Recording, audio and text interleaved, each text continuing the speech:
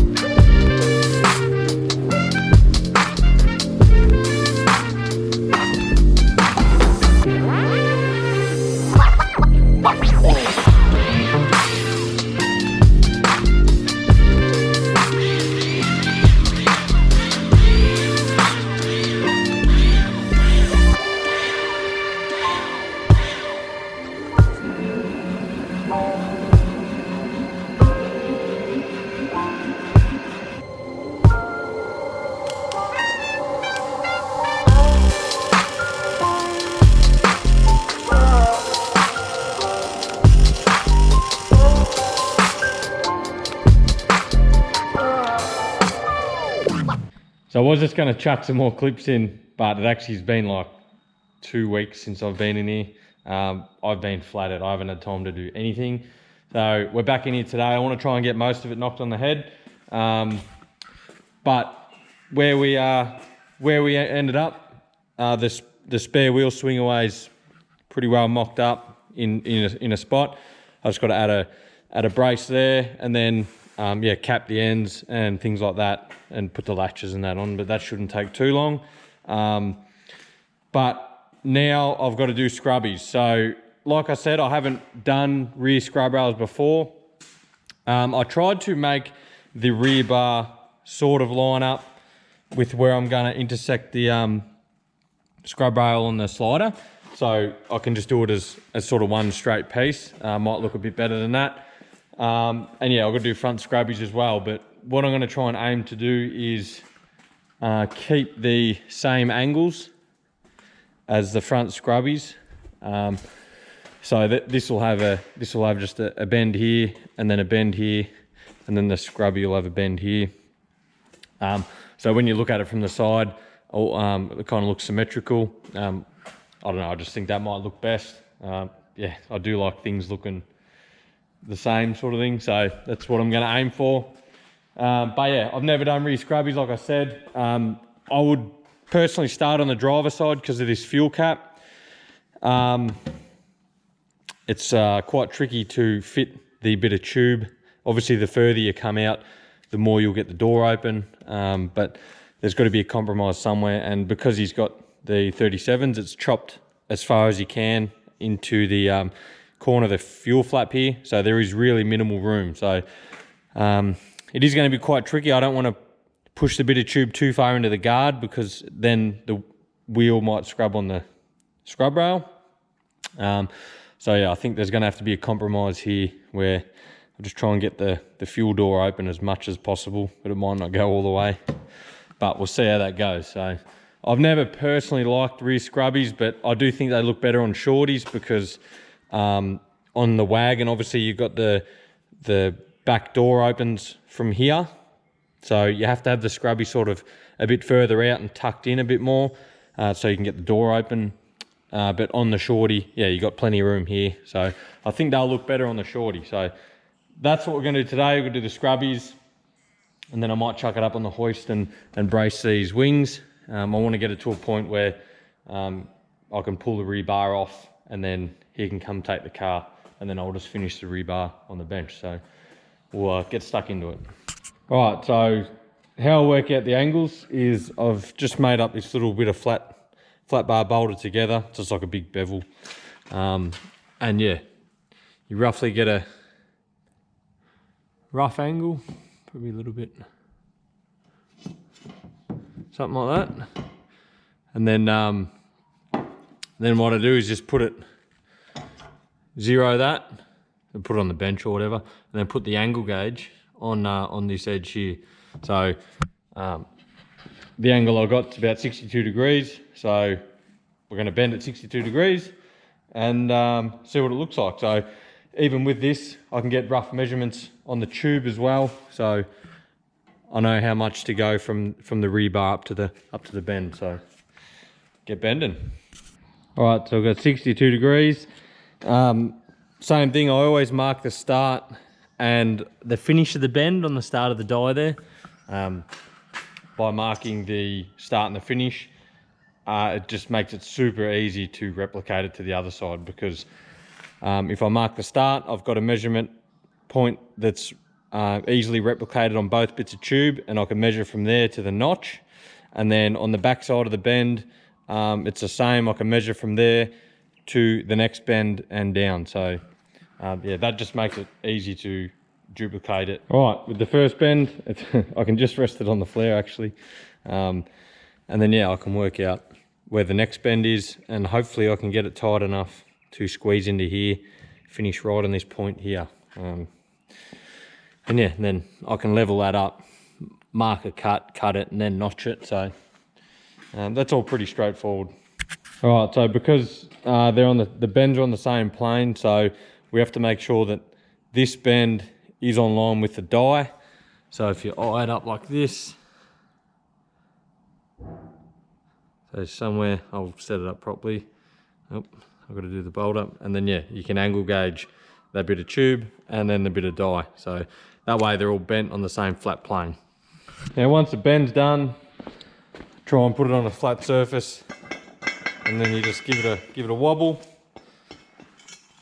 The concrete's probably not 100% flat, but you can see it didn't rock or anything like that. So the bends are perfect on the same plane. So now it's just a matter of sitting it up there, marking everything, and then getting the notches right. But the notch is probably the trickiest, because if you notch like 5mm too much, then the whole bit of tube's buggered. So you got to start again.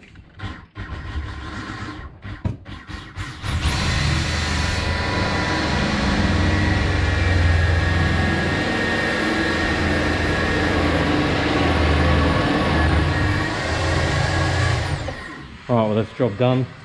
I'm going to put a little triangle piece in here to brace that. And then under the fuel cap, a bit of tubing around into there to cover that corner. It's the best I could get the fuel cap. Should be enough, hopefully. Alright, well, we're making a bit of progress. Yeah, this scrub bar bit is in and the full scrub rail's in. Not bad on the fuel cap. It's about as good as it's gonna get. And I did, yeah, put a little triangle piece in here just to brace that whole corner. Keep it nice and strong on this weld here. I know eventually, like, if you hit that hard enough, it'll bend anyway, but doesn't matter, a little bit stronger down on the weld point. So I just got to do a front scrubby, which I'm going to do right now.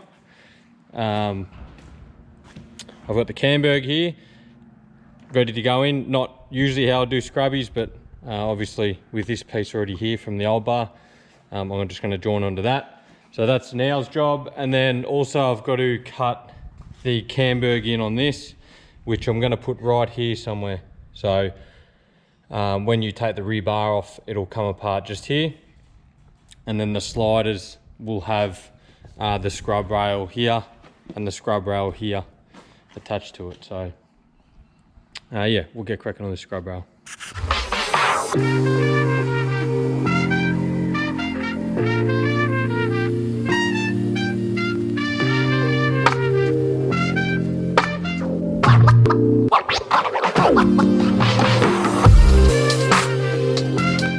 Alright, so it's looking pretty good. I tacked the Camberg in place and then pulled it off and welded around it because I'm not going to pull off the bar or the sliders. He can do that, so there's no point in me pulling that off just to get the backside of them welds. So when he pulls it off to paint it, when he gets it back, he's going to just weld up the backsides and then grind that stuff back. But anyway, I've just done that, one less that he has to do. And yeah, it's looking good. So I am going to put a little triangle piece in here just to brace it again. I don't know, looks a bit better, braces where it joins to the slider. It is a little bit tricky, and I can see it's going to happen already. The sliders are a little bit different either side, which makes it a little bit tricky to have identical scrub rails. Sometimes the measurements have to be a little bit different to make up for it, but nonetheless they're not too bad, so it should be pretty easy just to change a couple of things and get it looking good. All right, well, I'm just about to make a start on the wing braces. So just like the other bar I made, I've got these plates. So 2 of them get welded onto the chassis and 2 of them get welded onto the rear bar, so 1 either side, and then obviously drilled and tapped into that, the one that's welded onto the chassis. So that'd be either side on the chassis. And then I've got 4 of these, so same thing, 2 either side, and these split the bar that runs from the wing into the chassis. This flange welds in the center or somewhere in the middle ish, and that allows you to unbolt the last little section that goes from this plate out to this flange. Unbolt it and get rid of it, because it is a bit painful if you leave it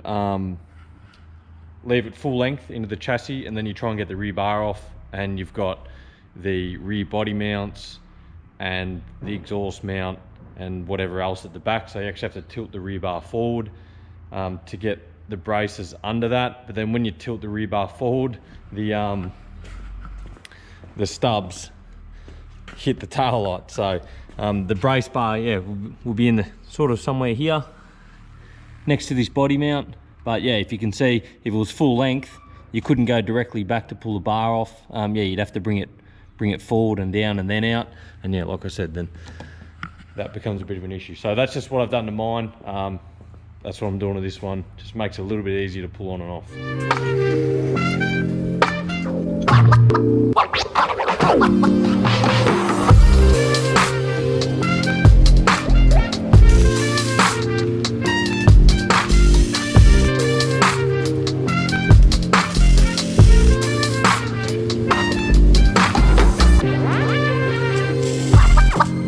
Oh.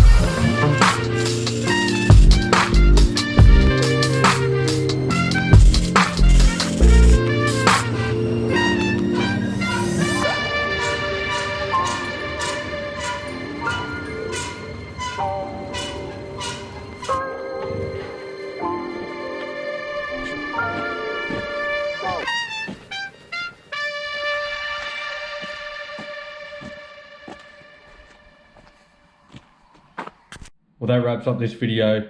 There's not really that much left to do. The main thing is weld it out, which you probably won't see. You might see the finished product in the next video, I'm not sure. But because I'm a sucker for punishment, I've got a lot of work to do to the race car now. And Wild Dog's coming up pretty quick. So that'll be the next few videos, getting that car ready.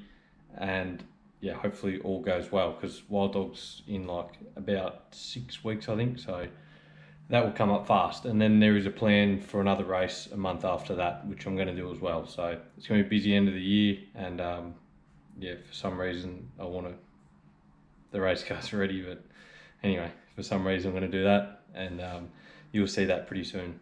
So if you enjoyed the video, don't forget to do all the normal stuff. Something different car, like I said at the start, I don't do that for everyone, so yeah, avoid asking me because you'll probably get a no answer. So yeah, we'll see you on the next one.